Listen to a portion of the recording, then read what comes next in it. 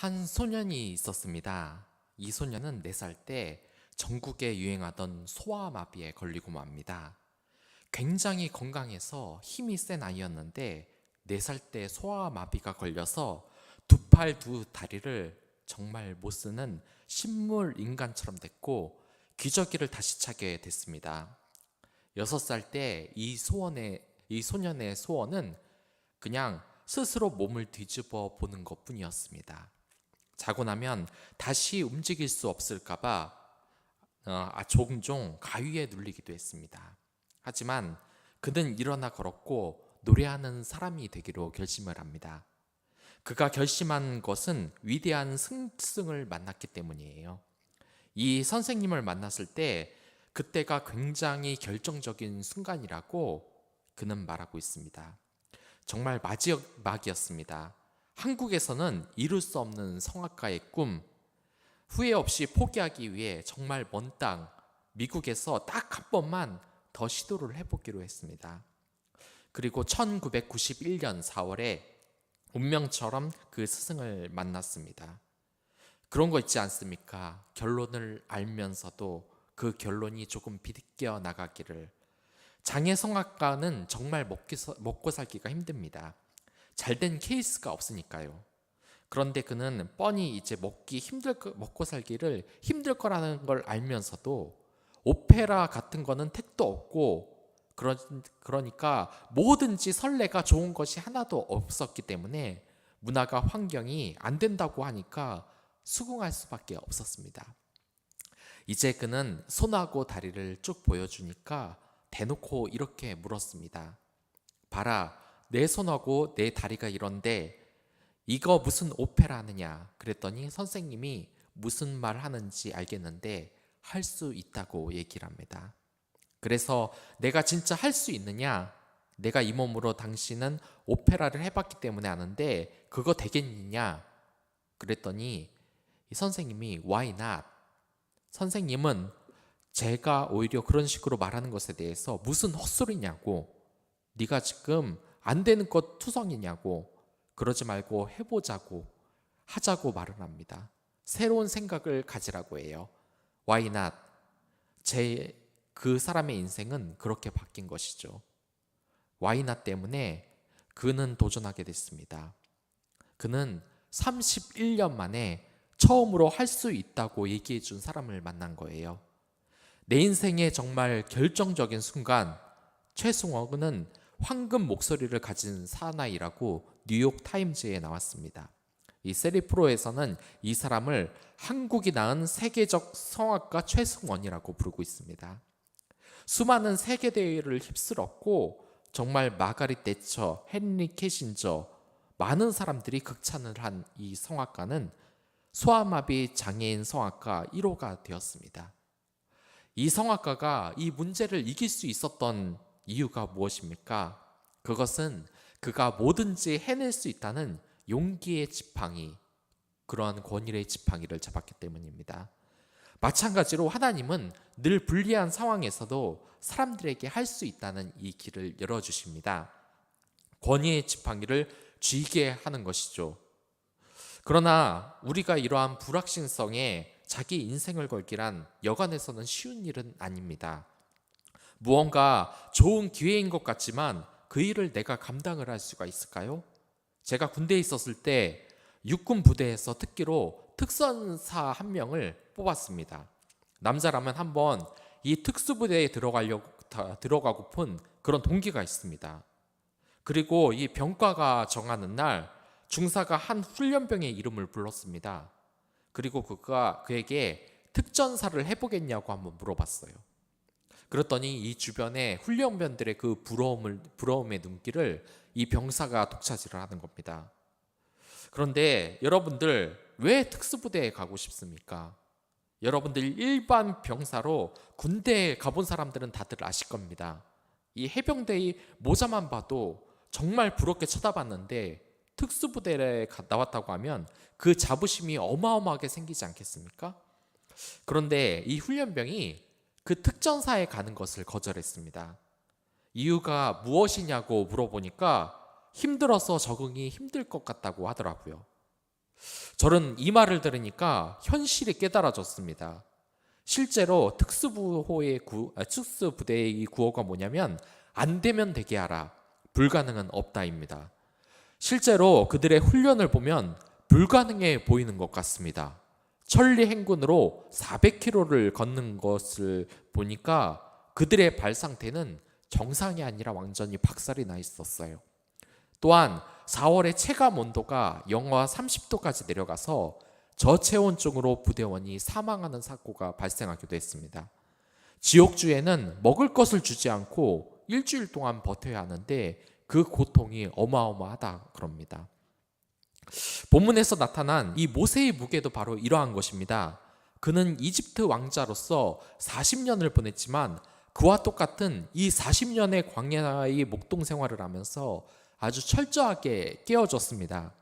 자신이 무엇을 다시 할 수 있다는 생각보다는 안락한 이 목동 생활로 생을 마감하는 것이 그의 생각이었던 것이죠. 여러분들이 이런 모세 같다면 어떨 것 같습니까? 어렸을 때는 다 천재입니다.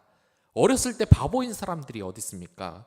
부모님은 얘가 벌써 한글을 다 띄웠다, 아무도 못 푸는 수학 문제 풀었다, 돌잔치에서 돈 잡으면 와 이제 뭐 유명한 사학과가 되겠구나, 청진기를 잡으면 얘가 공부를 잘해서 의사가 되겠구나 마구 듣듭니다.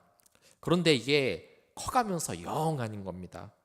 그렇게 기대를 많이 받고 자랐는데 벌써 학교 등수는 상위권에서 멀어져 있고 대학을 선택해야 되는데 명문대는 꿈도 못 꾸고 맨날 누구 보고 안 좋은 대학 갔다 이렇게 무시하고 웃고 그랬는데 눈을 떠보니까 이제 자신이 그 대학에 가 있는 겁니다. 이제 커가면서 현실을 깨닫는 것이죠. 이 초등학교 때 꿈은 누구나 다 대통령입니다. 하지만 이 중학교에 가면 좋은 고등학교 가는 것, 대학교 가면 그냥 이름 좀 알려진 곳, 성인이 되면 꿈이 사라지고 맙니다. 왜냐? 내가 대통령이 되고 판사 되는 현실을 감당할 수가 없는 겁니다.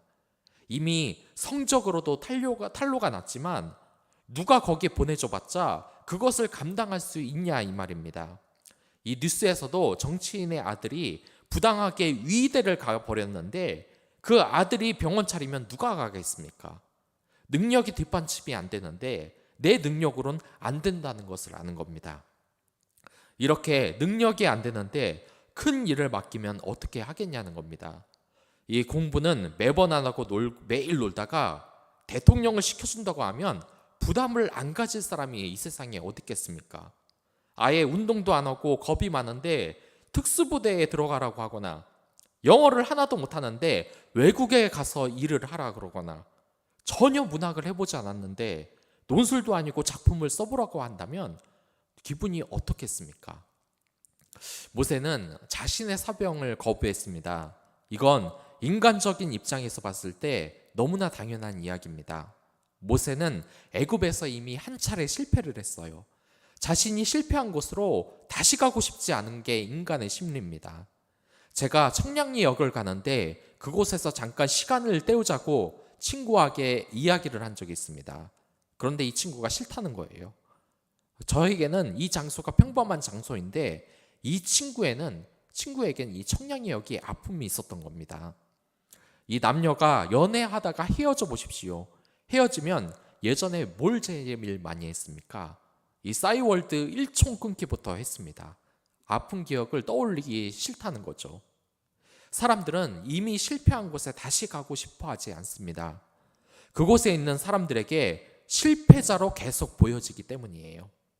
이 모세의 불안한 감정이 계속되자 하나님께서는 필승의 장비인 지팡이를 가지고 세 가지의 이적을 보여주십니다.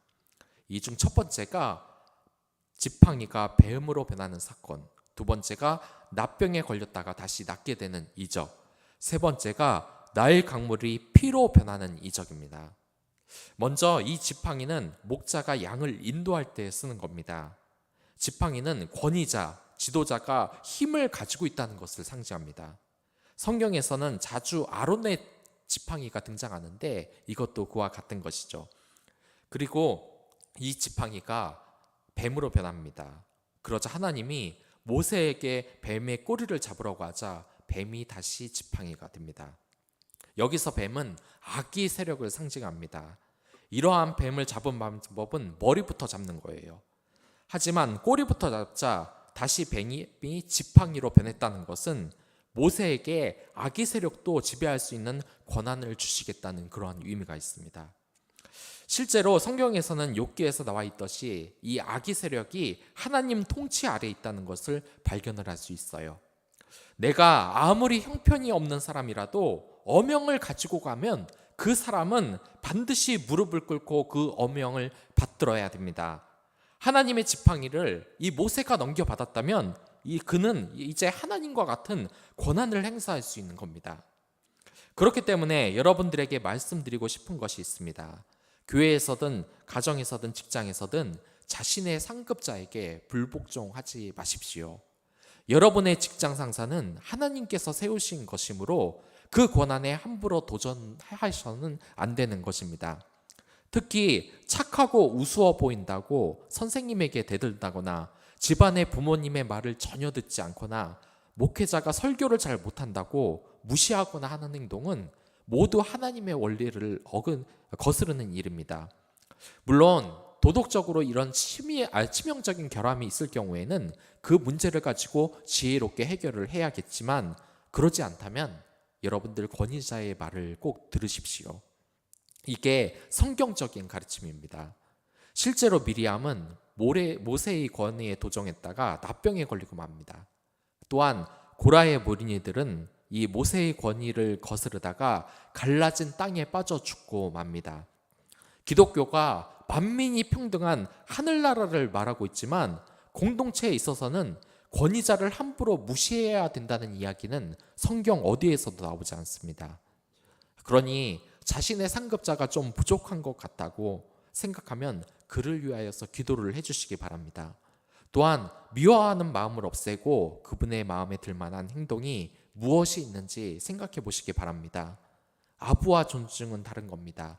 비굴한 아부는 해서는 안 되겠지만 상급자를 존중하는 것은 하나님의 위를 따르는 일입니다. 두 번째로 납병입니다. 이 납병은 당시 불치병이었습니다. 물론 지금은 납병을 치료할 수 있는 수준까지 올라왔지만 그 당시 납병에 걸리면 그것은 현재 암과 같은 공포심을 씌워 주었습니다. 이러한 불치병인 납병을 품에 품었다가 꺼내니까 다 나았습니다. 이게 나았다는 것은 이집트에서 평생 노예로 살고 죽을 것 같은 도저히 구원받을 수 없을 것 같은 이스라엘이 치유된다는 그런 의미를 가지고 있습니다. 그렇기 때문에 이 사건은 우리들에게 말해주는 바가 있어요.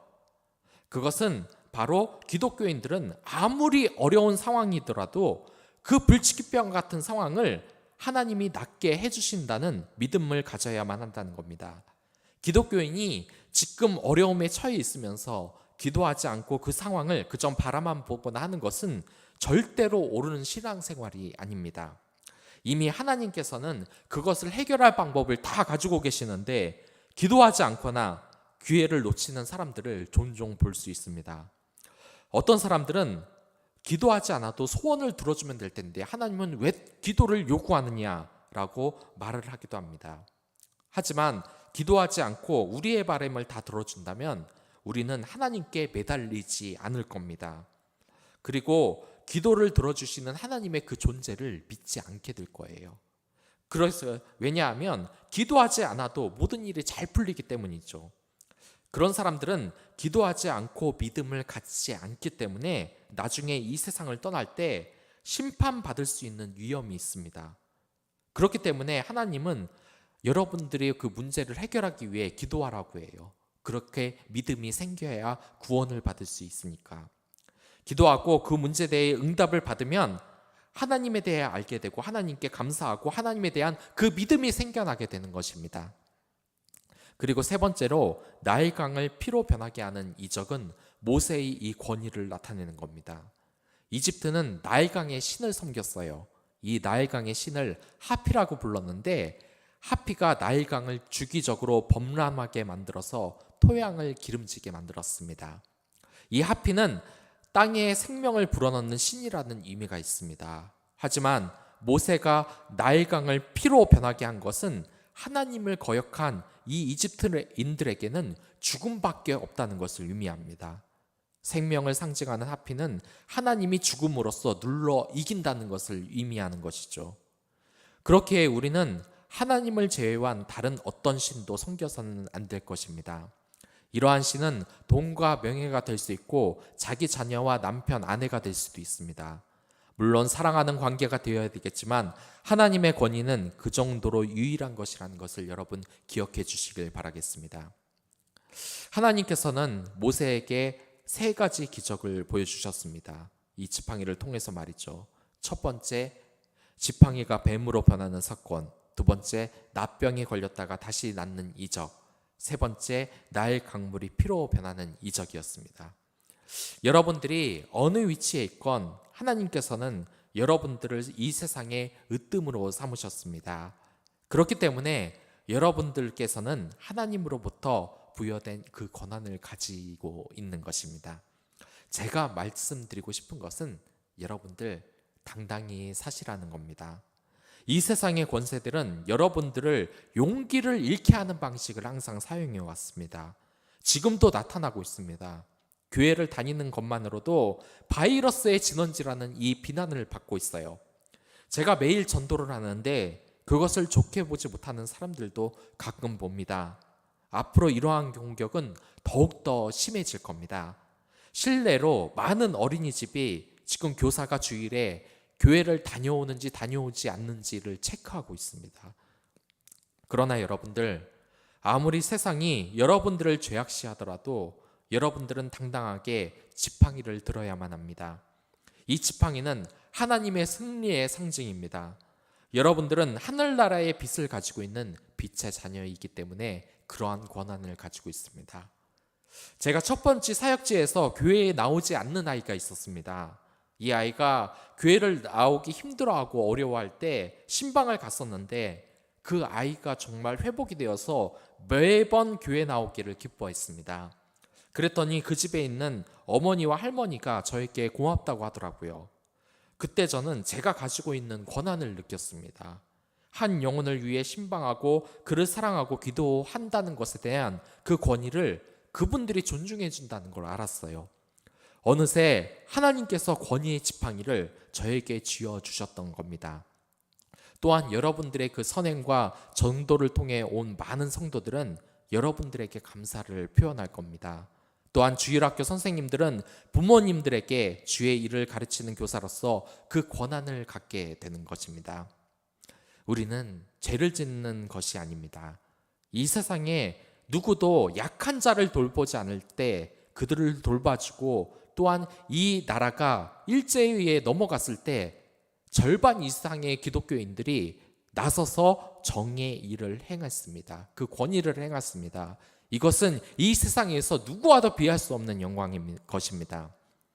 이 사탄은 여러분들이 부족하다고 느끼는 방식으로 늘 공격을 해올 것이에요. 제가 아는 한 자매님은 정말 늘 보면 귀족 같은 느낌이 났어요. 그런데 그분의 기도 제목을 봤는데 열등감 때문에 정말 좌절할 때가 많다고 합니다. 남자친구에게 배신을 당하고 모욕을 당하고 직장에서는 자신의 그 무능함 때문에 괴로워한다고 하는데 저와 다른 선생님은 그분을 볼 때 늘 고귀하다는 느낌을 받았어요. 왜 이렇게 열등감을 가지고 있는지 모르겠다는 생각을 했습니다. 이 한근태 박사님은 한 조사기관에 따르면 대한민국에서 가장 열등감이 큰 집단은 바로 상위권 대학에서 인문학 박사 학위를 받은 사람들이고 또한 얼굴이나 몸매 등 외모의 열등감을 가장 많이 느끼는 부류가 바로 연예인이라고 합니다. 정말 이거 아이러니하죠. 이처럼 열등감이란 자신이 가장 원하는 것들 때문에 스스로 고통을 짊어지고 괴로워하는 것입니다. 돈, 명예, 권력, 학연, 비싼 집 이런 것 여러분들 아무리 많아져 봤자 여러분들은 사탄의 이 열등감의 공격에서 벗어나지를 못합니다. 사탄은 늘 이런 방식을 사용해요. 우리 인생의 결핍을 가지고 공격을 하는 것이죠. 지금 당신의 부모님이나 상사같이 대단한 사람들 모두 이러한 열등감에서 절대 벗어날 수가 없습니다. 이러한 열등감을 벗어난 민족이 하나 있는데 바로 유대인입니다. 한 매체에 따르면 이 이스라엘 사람은 열등감이라는 단어 자체를 가르치지 않는다고 합니다. 왜냐하면 수학을 못하더라도 다른 것을 잘할 수 있기 때문입니다. 이스라엘 청소년들은 자신의 재능을 발견할 수 있도록 늘 교육을 받습니다. 재능을 찾으면 자신감이 생깁니다. 재능은 다양한 분야에서 나타납니다. 열등감을 느낄 이유가 전혀 없는 것이죠. 여러분들도 열등감을 느낄 이유가 없는 겁니다. 내가 못한다고 생각할 이유가 없는 겁니다. 만약에 여러분들이 연약해진다고 느낀다면 하나님이 주신 이 권위의 지팡이를 달라고 하십시오. 자신이 무엇인가 못한다는 것은 사탄의 계략이며 무언가 할 수 있다는 것은 유대인이 외우는 모세오경, 즉 성경의 말씀 지팡이인 것입니다. 여러분들의 손을 한번 보시기 바랍니다. 이 손으로 어떤 지팡이가 쥐어져 있습니까? 안 보인다면 다시 한번 보시기 바랍니다. 다시 기도하고 보시면 그 손은 이 세상에서 다시 없는 요리를 만드는 손, 또한 문학작품을 만드는 손, 수학적 계산 능력을 타고난 손, 그리고 아이들을 껴안는 사랑의 손입니다. 이제 그 손을 가지고 지팡이를 쥐십시오. 이 지팡이는 하나님의 힘을 더해서 세상 어떤 것도 가능하게 하는 이 믿음입니다. 이 지팡이로 여러분들은 악한 뱀들을 지배하고 불치병을 고치는 그 기적으로 여러분들 이 세상을 구할 수 있습니다. 이 세상에 어떤 것이 당신을 두렵게 할지라도 굳게 서서 끝까지 당당히 노려보며 나아가시길 바랍니다. 당신은 모세와 같이 선택받은 하나님의 자녀요 승리의 자녀입니다.